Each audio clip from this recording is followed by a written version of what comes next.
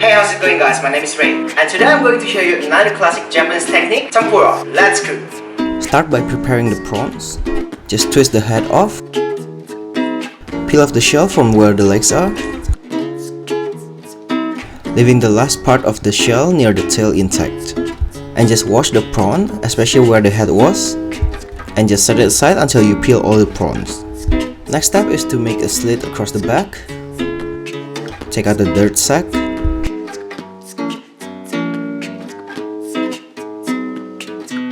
Make some horizontal slits across the bottom of the prawn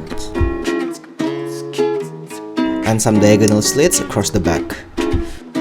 Just press the prawn against the board while pulling it gently. You should hear a few snaps, and after that the prawn should be able to stay straight like that. Don't throw away the heads and the skin, because we can use those to make some stock. And just so we can keep it longer in the fridge, just roast them first in a preheated oven at 200 degrees Celsius for 10 to 15 minutes. After all the skin and heads has cooled down, we can transfer it into a Ziploc bag and keep it in the fridge for up to a week. Moving on to the next item in our tempura set. Cut a side out of an eggplant. Make some slits the way I'm showing now. Just make sure you place your knife diagonally against the eggplant like that. Make a few cuts and spread the eggplant apart using the side of the knife. You should end up with a fine looking shape like that. And the last item in today's tempura set is some carrots. Just peel the carrot, chop the top and bottom off, and cut the carrot into 3 portions. Cut each section into 2 and thinly slice each half. Stack the slices together, about 5 to 6 slices in one stack, and skewer them together in one end with a toothpick.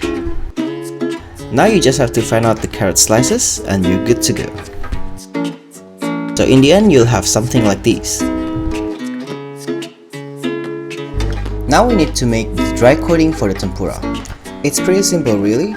You just have to mix 5 tablespoons of plain flour, 1 tablespoon of corn flour, and half tablespoon of baking powder. Mix it around and it's done. And you can use this to cover all of your ingredients that you've prepared before. You just gotta make sure they're all covered evenly before you dip them in the tempura batter.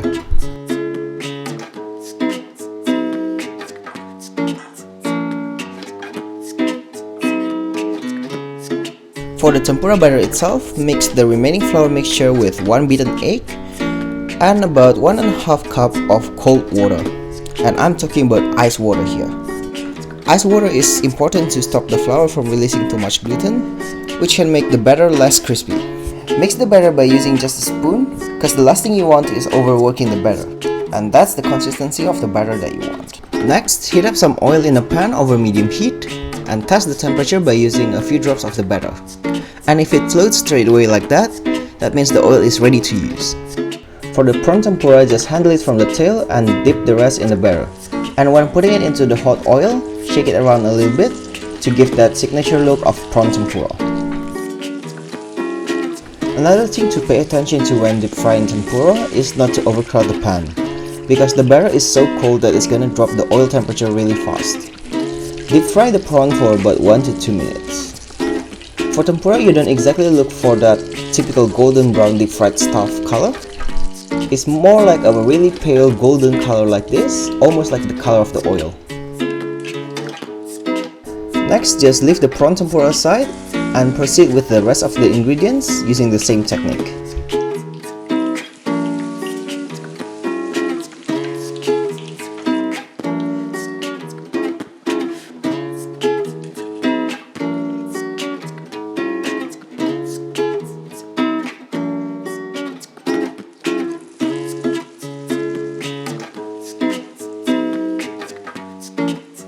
For the carrots though, it's gonna be slightly different, because you gotta take it out halfway through and take out the toothpicks and continue deep frying them for another 1 minute.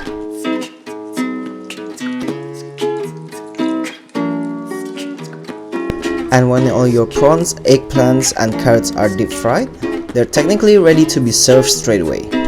Just arrange them on a plate, chopping board or a basket. Place it any way you like as long as it looks nice.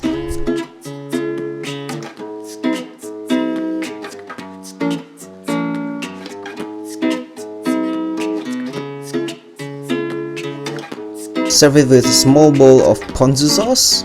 I covered the PONZU sauce recipe last week, so you can just click on the screen right now where the PONZU sauce is, and it will link you to the beef tataki video where I cover the PONZU sauce recipe. And there you have it guys, my take on another Japanese classic, tempura. I really enjoyed that simple recipe, and if you do, please subscribe and follow me on Instagram and Twitter. And here are links to my previous videos, so check it out guys. Links and my shop is gonna be in the description box below. Leave a comment below, let me know what you wanna see me cook next week. See you next time guys, bye!